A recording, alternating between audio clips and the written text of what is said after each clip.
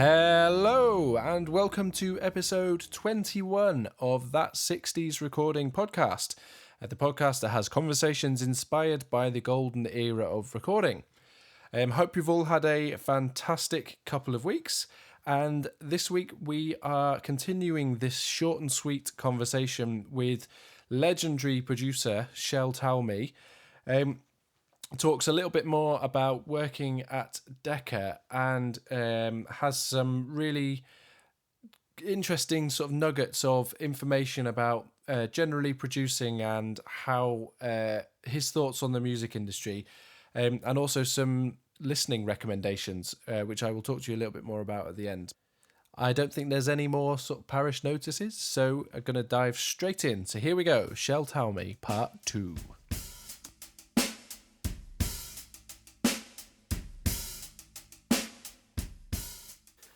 What was working at Decca like, sort of in comparison to your experiences at Conway? How was it moving into what? Well, it's a totally different situation. I mean, grew up in their studios were way apart from where the offices were. The offices were, I forget somewhere near the river, and the studios are in West Hampstead. So I used to check in every now and then, go to the offices, but that was it. There was and nothing. I didn't have an office there or anything like that. I wasn't required to be there. Hello. Oh, sorry. Yeah, I'm there. It petered down a little bit. Sorry. Okay. So and then in terms of practically. I'm thinking more like it on the recording side of things. How did sort of the gear there differ from what you'd used before? Like what you experienced? Exactly the same. Almost exactly the same. That's something I think that wound up being. IBC turned out to be my favorite studio because of the fact they were the most ahead of tech stuff of what was happening, and they built a lot of their own things, so they were better than others. But generally speaking, tape machines were the same, and boards were the same, and all that kind of stuff. And it was just it may have been different brands, but it amounted to the same thing. So you started there in '62, and then in '63 is when you recorded "You Really Got Me," which then led on to you working with The Who, because they were impressed with the sound on that record. A couple of years later, right. That came about. Would you mind filling in the gaps of that little story there? Fill in the gaps? Yeah, so not fill in the gaps. I mean, just expand on that. So you worked with the Kinks in '63, and then how did it come about? My first hit was with the Bachelors, by the way. Yes, that's right. Yeah. And I've done some other. Anyways, the Kinks, as you said, the Who were impressed with what I did with the Kinks. I was contacted by a lady who was working part-time for me, was asked by their then manager, who was Kit Lambert, who turned out to be one of my worst people I've ever met in my life.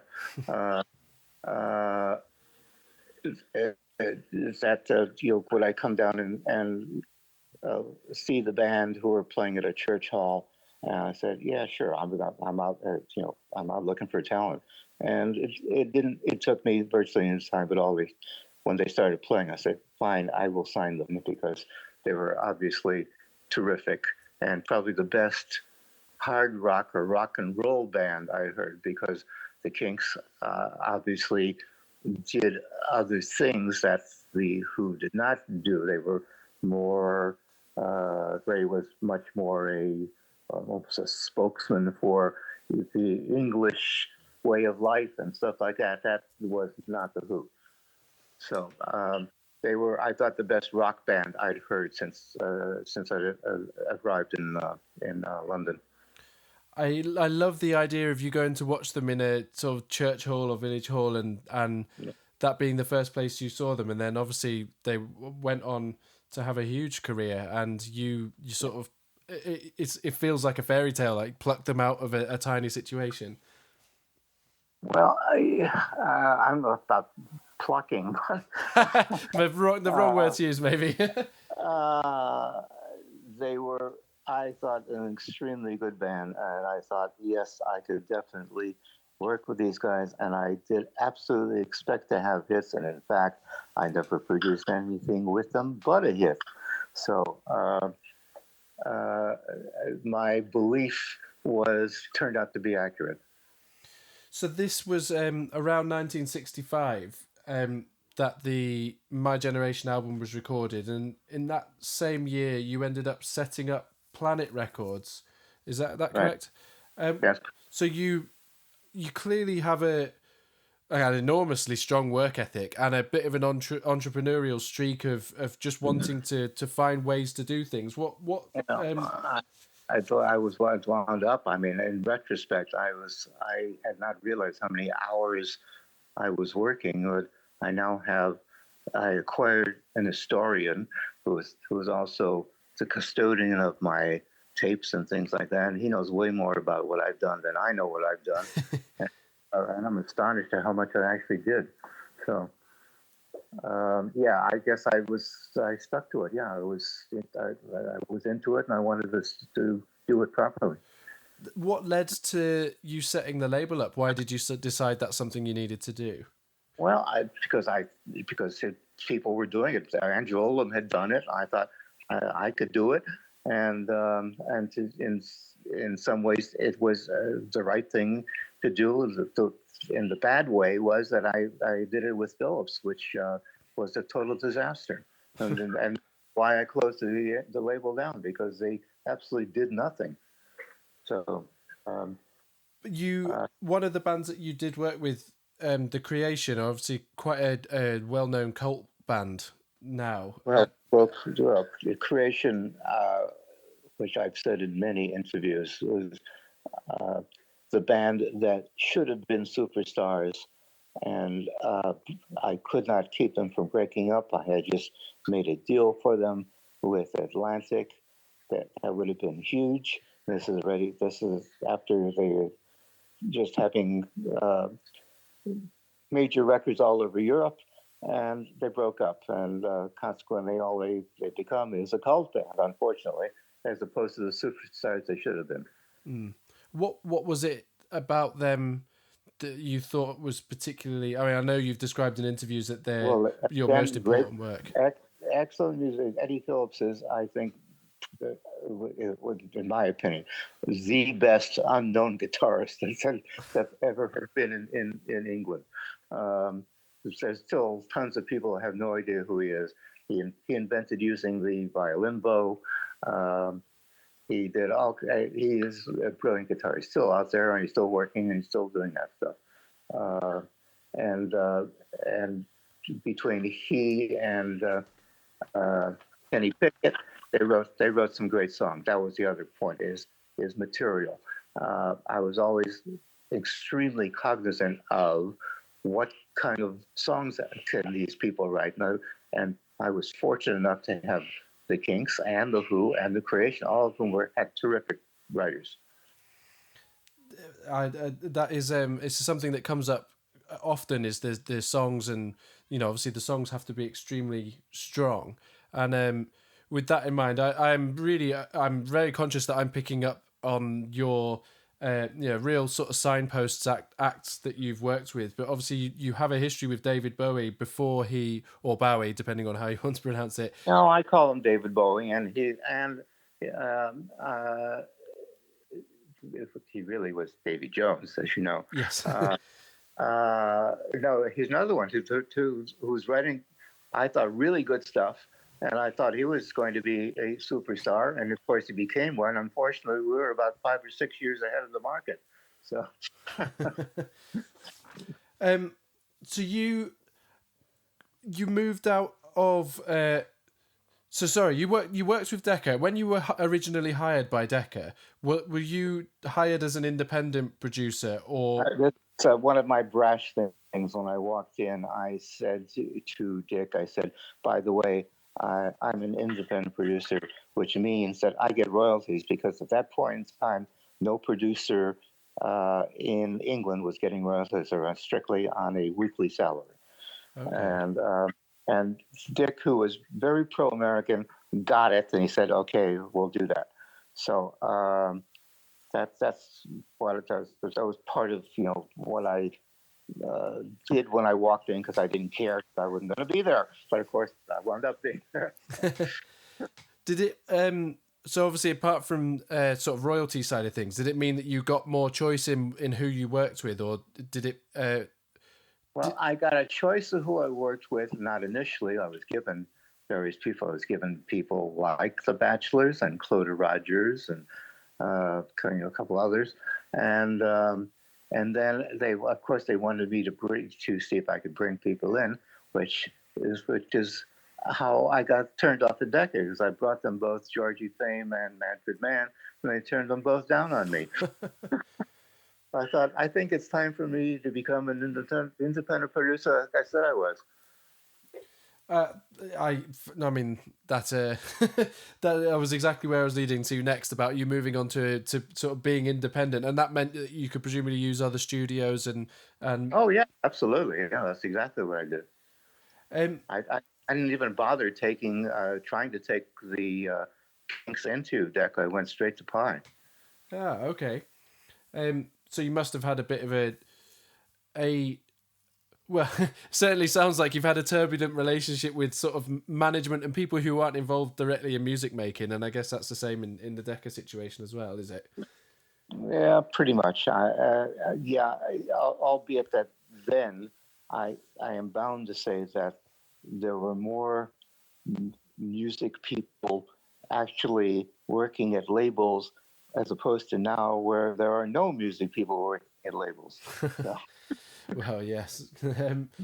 So, sort of towards the end of the 60s, you must have been flooded with requests of people trying to work with you. I mean, what was, how, I mean, and I've also read that you started then moving into film music, which I suppose now is that linked back to what you were doing before you even did music? Of course, yeah, sure. It had a connection. I like doing film music, and we did a few things, and I'd like to have done more, but it didn't work out like that. But yeah, I did several things with films, and that was fun. And of course, the creation. I then started licensing, and creation stuff has been in a whole bunch of films as well as commercials. So That's something I took from. I listened to them a fair bit through for the research for this interview, and that's something I took from them. Is it's very not cinematic in like a John Williams sort of sense, but you can definitely hear. You can hear in the pictures in sort of what they're singing, or in the style of the music that it is something I took. So I'm not surprised to hear that, to be honest. Okay, well, good. I picked up on it. I wonder. I've actually just I've said painting sort of pictures there in sort of your head, and I wonder if I think it was Jeff Emmerich described his style of production, if you like, as painting a picture. What was when you were working with an artist? How would you describe your sort of outlook on it? Well, I think painting a picture is not totally out of where I suppose all of us who produce do. I've apparently got a knack, because I've talked to other producers about it, and so some claim they do. I'm not sure how many actually do. I've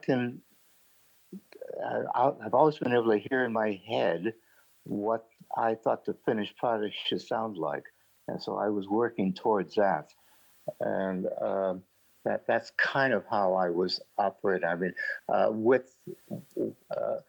with differences here in that that wasn't cast in cement. I was lots more flexible than that, but I had an idea of where the thing should wind up sounding like, and I worked toward that unless things occurred to me as I was in the studio, or we took a left turn or a right turn or something, did something else. But yeah, I think every producer has to have some um, idea of what they want to wind up with. Otherwise, there's no point in it. Well, yeah, absolutely. So you're almost hearing an artist brings you a song and it's a bare bones, and you're hearing an arrangement and sort of in Yeah, your head true. at that point, or and also going with it as it progresses and taking influence from what happens along No, that process. I think it pretty much happens from the get go. If I hear a song I really like that I want to record, I'm pretty much already processing uh, an arrangement and how I think it's going to sound like finished, when I finish mixing and all that kind of stuff, and what has to go into it, including other instruments or backing vocals or whatever. I mean, all that seems to be part of the whole. And I'm looking towards the whole, even though I have parts to work with at that point in time. It's really interesting hearing, or just sort of hearing it's almost behind the scenes of how you go about doing something. I mean, there's um, I one of the things that I guess differs from the sort of early and middle of the 60s towards the end of the 60s is that and you can obviously correct me on this, is that studio time, it seems to get longer. So the sort of restricted versions of studios seem to not happen so much towards the end of the 60s. And rather than going into the studio with an arrangement already planned and rehearsed, you have time in the studio to spend Well, on. okay, well, you're talking about something that I have had discussions with numerous people numerous times. So I'll reiterate in that in the 60s, if you were a really good band, you would be able to do at least 4 tracks during a 3-hour session. If you were a lousy band, then you were incapable of even getting close to doing that. And then it did a 180 and the reverse happened. So the more time you took, if you took months to do something, you were really cool. Not for me, but that's how some of the bands sold themselves and managed to uh, uh, get the labels to go along with it, and I guess good luck to them. I don't think it improved the music. It's an it's an interesting way to think about it. I quite like that. That the way that you've just described it. Then, do you think that it was? Well, actually, moving. I think I was going to ask a question that you already answered in your answer. What did you have a particular favorite band that you enjoyed working with more than any other? I've had several favorite bands. I mean, I all the ones we've already mentioned. I enjoyed working with a lot. With I said probably with the exception of Manfred Mann, which I've mentioned. But the Pentangle were brilliant to work with because every one of them was top of their particular instrument or vocal, as the case may be, and that was great fun to do. I enjoyed that a lot. So Creation were one of my favorites to work with because of all the reasons I've already given you. And there certainly have been others. If I have to sit down and think about it, I don't know. Hang on, this is a spam call, and then we just hang it up. 5, 4, 2, 3.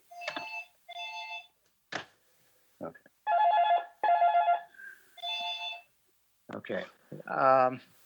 Yeah, there certainly have been others. I mean, hell, you've seen my discography. I'm sure you could probably suss it out for yourself. Fantastic answer. I think you're probably right. I probably could. Yeah.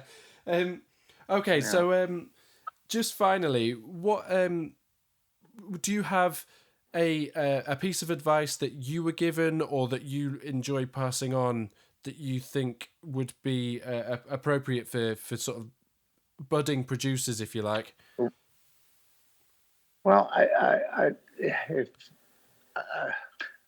let me gather myself here and see how I can say this properly. I think one of the major pieces of advice I can give anybody who wants to be a producer or an artist for that matter is that they should be totally aware of their own capabilities and not try and fool themselves. If I mean, we've all known, I'm sure you have also, there have been singers, so-called singers, who couldn't sing a note to save their lives, but thought they were brilliant, and so they're kidding themselves. I think that's one of the major things is that you got to know what you can do well and what you can't do well, and that's the best advice I could give anybody. If you stick to that kind of situation, then you will come out with good things. I think that's a really unique piece of advice, and it's probably something that is often overlooked. And I guess people are frightened. Well, on both sides. So if you're the person that you're referring to, then you're frightened to admit it to yourself that you can't do something. And if you're maybe an inexperienced producer that's working with an artist and that's happening, then you're perhaps frightened to address it with them. Okay, well, I'm sorry, but I hate to disappoint you, except that I've never been frightened about that because I think I've always known what I could do well, what I can't do well. So the people that kid themselves, I don't really have a tremendous amount of respect for. Well, yeah, and I guess rightly so. Okay, so just sort of finally to wrap things up, I know that we spoke about this before I'm actually going to start the sort of podcast, before I did my intro, but you're documenting your career on Facebook with some really well written, I don't know what you'd call them, sort of anecdotes, and that's happening weekly or every so often. Is that what's keeping you busy most of the time nowadays? Yes, I started. I thought it was time. The reason why I got into this is because of the fact that because I'm bored, and secondly because I can't get in the studio when I want to because of the pandemic, and thirdly because I decided that it's probably a good idea to reintroduce myself to a whole bunch of people who probably thought I was dead. So. And I chose to do this because I thought that's something I can do. I mean, my memory is still working pretty damn good, and I can. There's a lot of stories because there always is a lot of stories. I've been at it, so I started doing it, and I actually am thoroughly enjoying it. And thanks for saying that the writing is good. I'm pleased about that. It's good. Oh yeah, they're really enjoyable reads, and it makes. I mean, to be honest, it makes a change when you're scrolling down your phone looking at absolute rubbish and you see something like that comes up where actually is really good and really lovely piece of information to read. It makes my day when I see it. Good, thank you. I appreciate that. Yeah, it's been fun, and I'm doing the weekly, major thing, and I'm also started doing smaller bits during the week that probably won't fit into a major article like I'm doing on a weekly basis. And in any event, it gives me a chance to talk about bands that or artists that should have made it that didn't, because that's I wouldn't want to do that necessarily for a whole article on a weekly basis. So it's given me more latitude and flexibility. So that's what I've been doing. Oh, cool. Is there, I guess, is there potential for a book to come out of any of this at some point? Well, I like anybody who's been around as long as I have and have had hits have been asked, when am I going to write a book? And I've always said, and because I truly believe it, I've never thought that I think all the stuff I've done was worthy of a book. I didn't think it was interesting enough. I still don't. However, what I'm doing now, doing these vignettes, I think are collectible into a book, and that's what I'm hoping will happen. Okay, I think that's a really that would make for a really interesting read. The sort of tidbits that you particularly remember. I think that's really cool. Right. Well, yeah, exactly. If somebody there's a publisher out there who's interested, and they'll probably put them in sort of chronological order, and which is fine. I'm keeping at it. I will continue to do this until I run out of stories, and at this point in time, I don't think I will. But who knows? One final question, and I'm kind of a bit nervous to ask it, but are you listening to any music now, or what do you listen to, or does anything excite you musically now? Oh no, I listen to music all the time, including I am keeping up with some of the, in fact, not some, but a lot of what's happening currently, most of which I find unlistenable to. But there is rays of sunshine coming up. I mean, there's a couple of artists I just listened to this morning who both are doing music in a way. One is Jacob Collier, who's just got his album is going to be, I think is nominated for Album of the Year. And there's a Texas duo called Black Puma, who I liked a lot. They're doing music, and I think it all started. Excuse me. It's all started a few months ago with Billie Eilish's brother, who I think's produced some really good stuff, and he's doing music, which is great. And of course, this industry being a copycat industry, lots of people have started copying doing music. So I'm pleased to hear that. Again, a really nice way of putting what's happening in the industry right now. I think that's fantastic. I don't actually know Black Puma, so I'll check them out. But I know Jacob Collier is unbelievable. Yeah, no, I really like what he's done something new with jazz, mainly jazz with American songbook type stuff, and I think he's done a hell of a good job. I agree, and he's just such a talented guy. He seems to be able to turn his hand to any instrument. It's unbelievable. Well, this is another thing. Since he's apparently a multi-instrumentalist and apparently good at all of it, and I'm assuming he's also a good engineer because he's got his own home studio.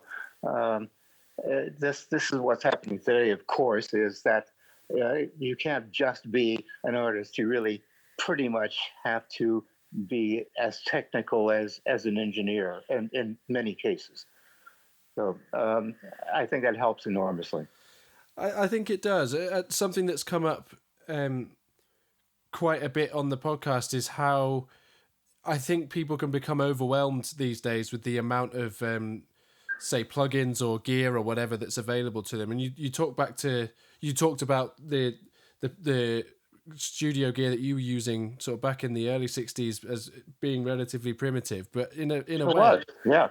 No, I've always kept up with the tech.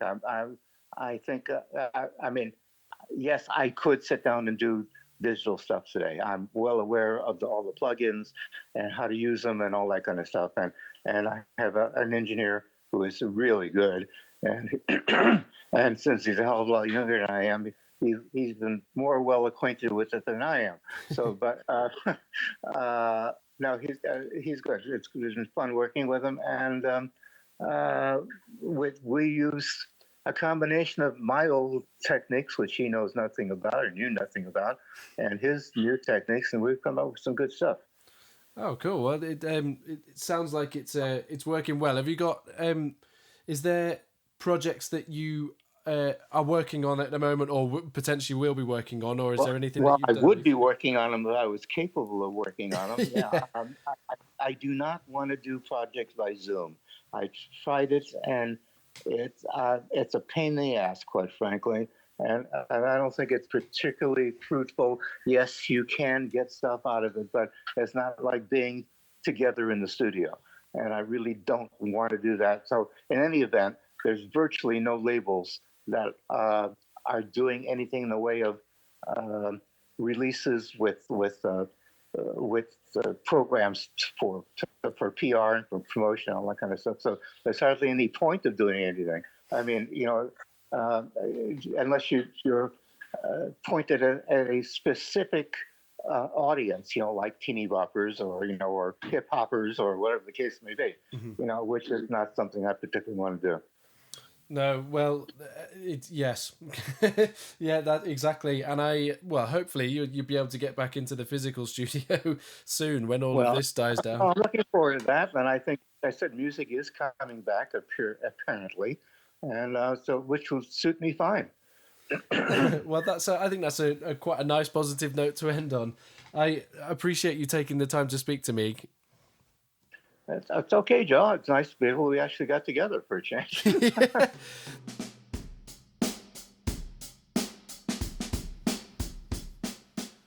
So there we have it, Shel Talmy. I really hope that you enjoyed listening to that conversation as much as I enjoyed having it. Really grateful for Shel to give me his time, especially after, as you'll know from the first episode, I got my time differences wrong. I mean, listen, I'm a drummer. I can only count to 4. My maths isn't my strong point.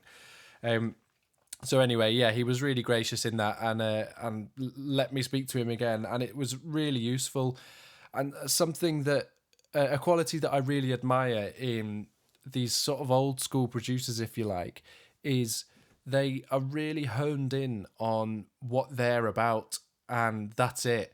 I think that's a really sort of key lesson to anybody who's listening to this, who's involved in music, or looking to be more involved in music.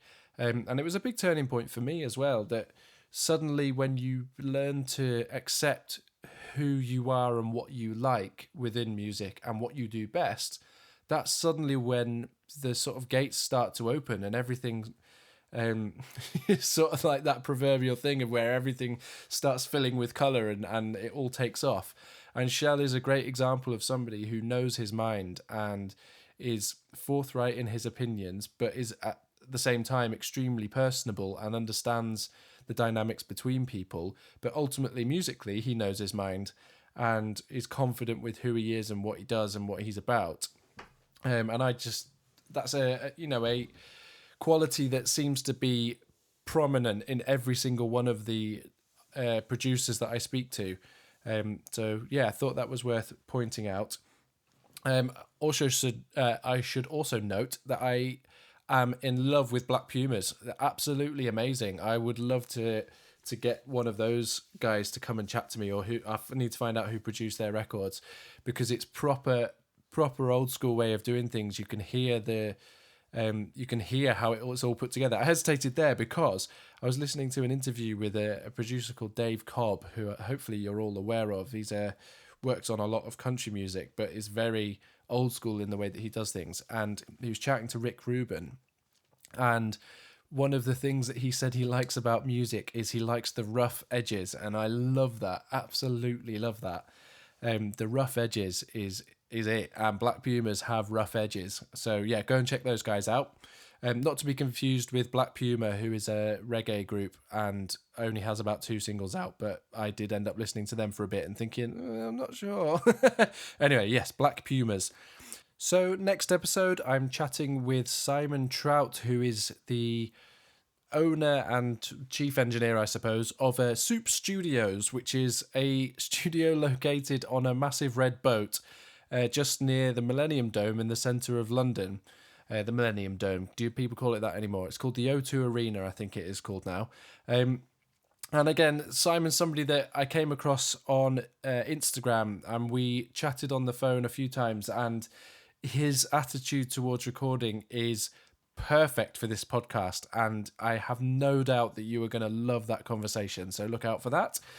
As usual, you can get in touch with me through my website, which is allyouneedisdrums.com. My email address is joe@allyouneedisdrums.com.